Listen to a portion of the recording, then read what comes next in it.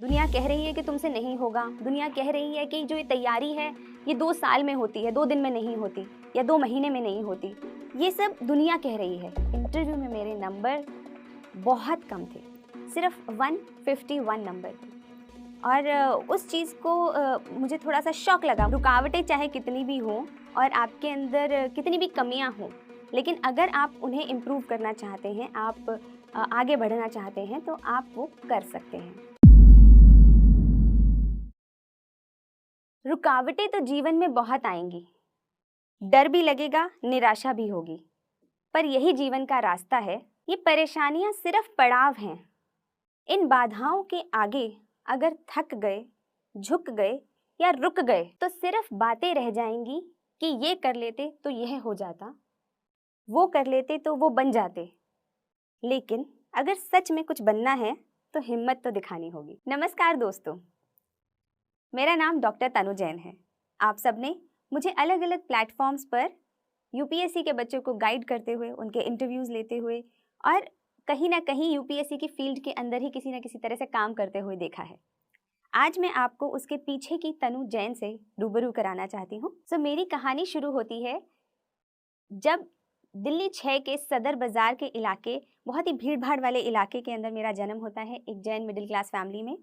और वहाँ पर जैसे कि फैमिलीज़ में होता है कि पढ़ाई पर मेरा तो बहुत ज़्यादा ध्यान नहीं था। अक्सर खेल कूद और बाकी एक्स्ट्रा करिकुलर एक्टिविटीज़ के अंदर ही मेरा ज़्यादातर ध्यान रहता था।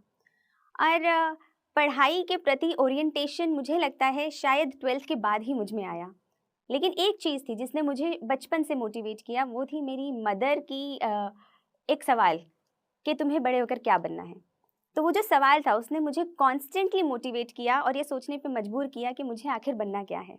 शायद उसकी क्लैरिटी मुझे 12th तक भी नहीं थी। मैंने मेडिकल साइंस ले लिया था, लेकिन मुझे नहीं पता था मुझे कौन सा डॉक्टर बनना है, किस तरीके का डॉक्टर बनना है। आगे चल के मैंने बीडीएस किया सुभारती मेडिकल कॉलेज से। और फिर शुरुआत होती है मेरी यूपीएससी की जर्नी की। इंटर्नशिप के अंदर मुझे पहली बार ये पता चला कि ऐसा कोई एग्ज़ाम होता है जिससे हम ऑफिसर लग सकते हैं, अधिकारी लग सकते हैं। और उस वक्त तक शायद मुझे ये भी नहीं पता था कि एक अधिकारी करता क्या है, एक आईएएस ऑफिसर या एक आईपीएस ऑफिसर, एक एएफएचक्यू ऑफिसर क्या करता है। और फिर जब मेरे को धीरे धीरे ये समझ में आने लगा कि मुझे नहीं पता क्या करते हैं, लेकिन समाज उन्हें बड़ा समझदार समझता है, तो वहाँ से मेरी एक अट्रैक्शन की इस जर्नी की शुरुआत होती है। तो जब मुझे पहली बार पता चला कि सिविल सर्विसेज का एग्ज़ाम देना है, मेरे पास कोई गाइडेंस नहीं थी, फैमिली के अंदर किसी ने दिया नहीं हुआ था। तो मैंने अपनी मदर से कहा कि मम्मी ये एक एग्ज़ाम होता है और मेरी इच्छा है कि मैं इसे दूँ।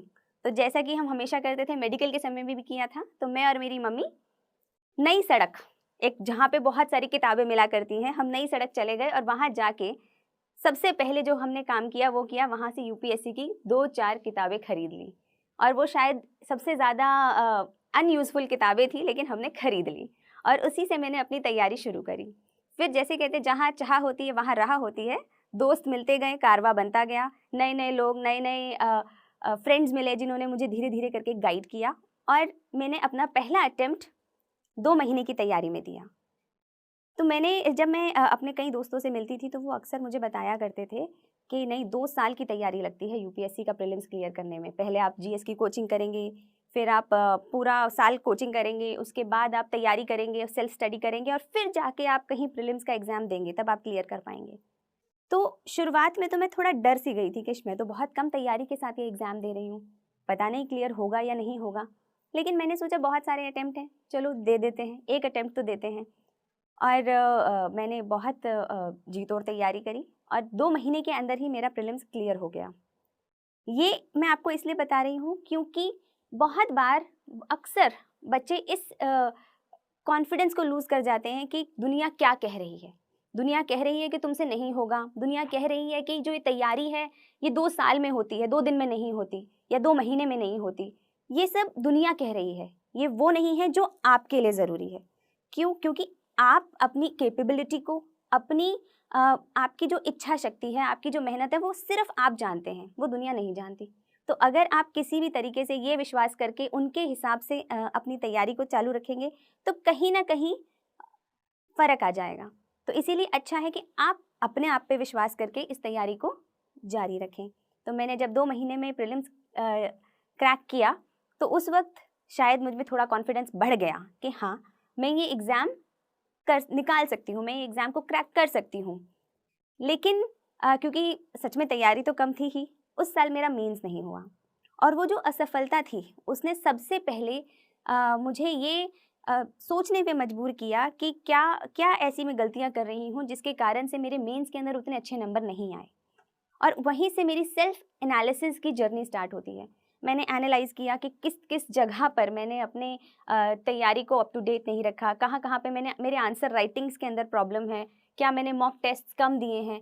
तो ये सारे जो भी अलग अलग चैलेंजेस थे उनको मैंने एनालाइज़ किया, एक डायरी में लिखा और हर तरीके से कोशिश करी कि उनको एक एक करके एड्रेस किया जाए। So this is one of the ways जहाँ पे आप दुनिया से एक वैलिडेशन नहीं मांगते, दुनिया से अपने सवालों के जवाब नहीं मांगते, आप अपने आप से उन सवालों के जवाब देने की खोजने की कोशिश करते हैं। And this is what I always tell aspirants also कि जब भी आपको ऐसा लगे कि मेरी तैयारी बहुत अच्छी नहीं जा रही तो मैं किससे पूछूंगी कि मेरे को क्या करना चाहिए, क्या मुझे और पढ़ना चाहिए या मुझे और टेस्ट पेपर करने चाहिए। ठीक है, जो सामने वाला व्यक्ति है आपको थोड़ा सा गाइड कर सकता है, लेकिन दिल की सच्चाई से अगर आप पूछेंगे, अपने आप से अगर आप पूछेंगे तो हमें हम सबको पता होता है कि हमारी तैयारी किस लेवल की है। क्या हमने पढ़ाई ईमानदारी से नहीं करी है या हम सिर्फ दूसरों को दिखाने के लिए पढ़ाई कर रहे हैं, या हम पढ़ाई तो कर रहे हैं लेकिन क्या हम अपने सेल्फ इवैल्यूएशन पे, सेल्फ एनालिसिस पे उतना ध्यान दे रहे हैं या नहीं दे रहे हैं। तो ये सब हमारे मन को, हमारी अंतरात्मा को पता होता है। तो जहाँ सबसे पहला जो सवाल होने चाहिए आपके, वो आपकी अपने आप से होने चाहिए और वहीं से आपको जो चैलेंजेस नज़र आएँ उन्हें आप एड्रेस करें। तो जब मैंने अपने चैलेंजेस, आंसर राइटिंग के चैलेंजेस को ओवरकम किया तो बिल्कुल ओवरकम करते ही मेरा मेंस क्लियर भी हो गया। नेक्स्ट अटेम्प्ट के अंदर प्रीलिम्स क्लियर हुआ, फिर मेंस क्लियर हुआ।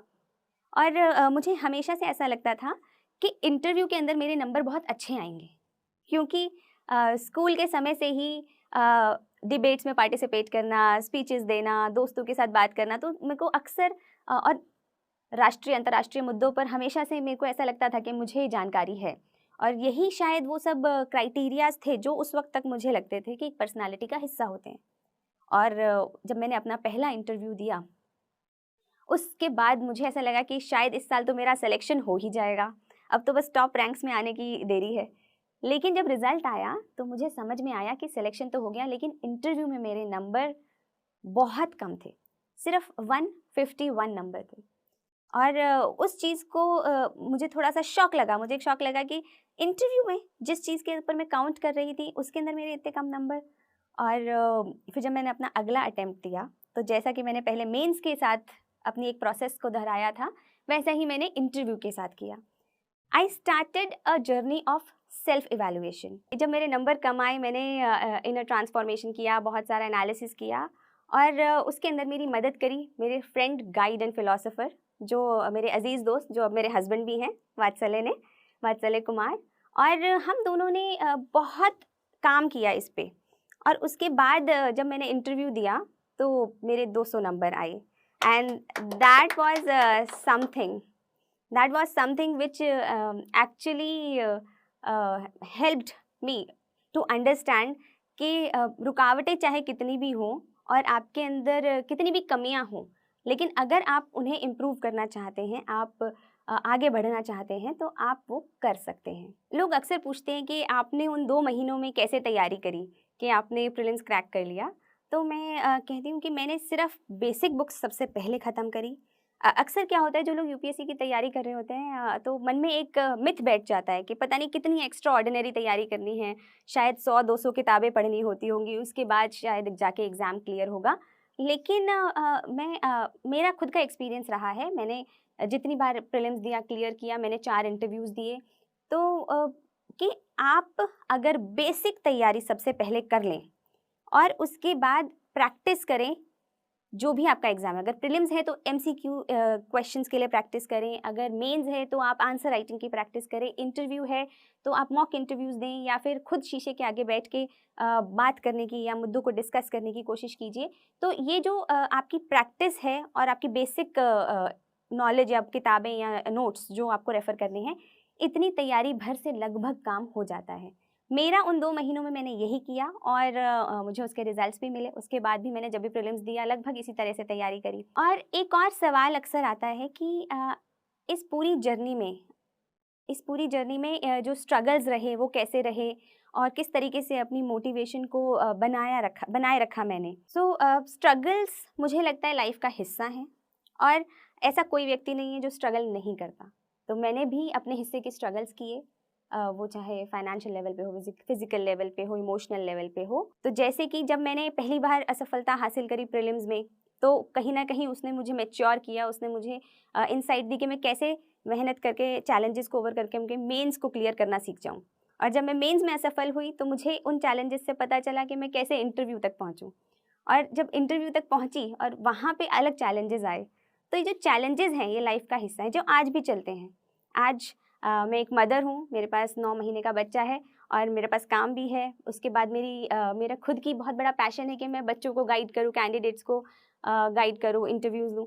तो ये सारी जितनी चीज़ें हैं इसमें कहीं ना कहीं ये चैलेंजेस आज भी चल रहे हैं और आज भी मैं इन चैलेंजेस को ओवरकम करने की कोशिश कर रही हूँ। और मोटिवेशन कैसे बनाए रखें, ये एक बहुत बड़ा सवाल कैंडिडेट्स करते हैं कि हम मोटिवेशन कैसे बनाए रखें। मुझे ऐसा लगता है कि जो काम आप करना चाहते हैं उसके लिए आपको ना तो कोई मोटिवेट कर सकता है, ना ही आपको किसी मोटिवेशन की ज़रूरत है। अगर मैं आज यहाँ आना चाहती थी तो मैं आई, मैंने कैसे समय निकाला, किस तरीके से चीज़ें हैंडल करी, ये इसके लिए मुझे किसी को कहना नहीं पड़ा। तो इसी तरीके से अगर आपको सिविल सर्विसेज की तैयारी करनी है, आपको नीट की तैयारी करनी है, IIT की तैयारी करनी है, आपको किसी जॉब इंटरव्यू के लिए जाना है, अगर आपको वो करना है तो उसके लिए आपको कोई मोटिवेट नहीं कर सकता। That has to be your internal motivation, क्योंकि वो आपको करना है। उसके लिए आप क्या स्ट्रगल करेंगे, क्या रात की नींद को सैक्रिफाइस करेंगे, क्या आप मेहनत करेंगे, किस तरीके से आप करेंगे, that has to be your own challenge. ये आपकी ज़िंदगी का अपना चैलेंज है जिसका जवाब आपको खुद ढूंढना है। कोशिश करें कि आपकी जो खुद की इच्छा है, जो खुद का सेल्फ मोटिवेशन है, that should be the main focus of your life. तो बहुत सारे लोगों को हो सकता है आपको उनकी बात को किनारे करना पड़े, लेकिन अगर आप खुद से ईमानदार हैं और आपको पता है कि आप क्या कर रहे हैं, तो आप अपने रास्ते पे चलते रहिए। मेहनत से ना डरें, स्ट्रगल से ना डरें और हर तरीके से जो सपने होते हैं, सपने वही होते हैं ना जो हमें सोने नहीं देते, ऐसा श्री कलाम साहब ने कहा है। तो वो बात बिल्कुल सत्य है। तो अगर आपके पास कोई ऐसा सपना है जो आपको सोने नहीं देता, तो सोने की ज़रूरत नहीं है, बिल्कुल सोने की ज़रूरत नहीं है। उसके लिए मेहनत करें, उसे जिएं। क्योंकि हम सब जितने भी क्योंकि शायद जब मैं स्कूल में थी या जब मैं कॉलेज में थी, मैंने भी नहीं सोचा था कि मैं एक दिन सिविल सर्वेंट बनूंगी या एक दिन शायद मुझे जोश टॉक्स यहाँ पे बुलाएगा। तब तो सबसे ज़्यादा जो मुझे लगता है कि मेरा हाईएस्ट एम जो था वो ये था कि शायद मैं किसी तरीके से एक ठीक ठाक सी नौकरी ले लूँ कहीं पर, अपने आप को बस फाइनेंशियली इंडिपेंडेंट करने की एक मेरी सोच थी। उसके अलावा मुझे ये नहीं पता था कि मैं आगे चल के क्या करूँगी। तो वो एक बहुत ही छोटा सा एम है, फाइनेंशियली इंडिपेंडेंट करना खुद को। तो इसके बाद जब लेकिन आपका जो भी सपना है, आपके जो भी एम्स हैं, उनको आपको ओन करना है। तो किसी और के लिए नहीं करना है, मम्मी पापा के लिए नहीं करना है, समाज के लिए नहीं करना है, कंट्री के लिए नहीं करना, किसी चीज़ के लिए नहीं करना है, क्योंकि ये सब तो बाद में आएगा ही आएगा। जब आप बन जाओगे तो किसके लिए करोगे? देश के लिए करोगे, समाज के लिए करोगे, अपने माता पिता, भाई बहन, दोस्तों के लिए करोगे। लेकिन सबसे पहले क्या ज़रूरी है? आपका सफल होना। पहले सफल हो जाएं, उसके बाद जब आप खुद पावरफुल हो जाएंगे, जब आप खुद एम्पावर्ड हो जाएंगे, तब आप सारे वो काम कर सकेंगे जो आप करना चाहते हैं। Thank you.